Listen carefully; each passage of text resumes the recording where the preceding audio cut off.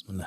السلام عليكم ورحمة الله تعالى وبركاته، اللهم صل وسلم على سيدنا محمد. إخواني الأكارم، مرحبا بكم في هذا الفيديو الجديد، حيث أكدت المديرية العامة للجمارك أنه وبصدور المرسوم التنفيذي في 20 فيفري 2023 الذي يحدد شروط وكيفيات جمركة ومراقبة مطابقة السيارات السياحية والنفعية المستعملة المقتناة من طرف الأفراد المقيمين بالجزائر، فإنه يمكن للأفراد المقيمين بالجزائر القيام بعملية استيراد وجمركة السيارات الأقل من 3 سنوات.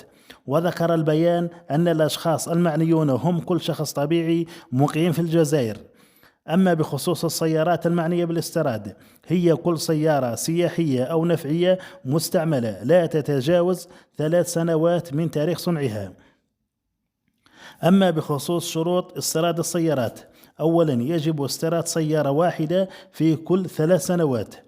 ثانيا أن تكون السيارة المستوردة في حالة جيدة للسير. ثالثا ألا تتضمن أي عيوب كبيرة وفادحة. وفي الأخير نقول مبروك للشعب الجزائري عملية استيراد السيارات الجديدة، ونقول كذلك مبروك لكل مواطن جزائري حاب يكسب سيارة جديدة. وفي الأخير إخواني، الرجاء منكم الاشتراك في القناة لكي يصلكم كل جديد، والسلام عليكم ورحمة الله تعالى وبركاته.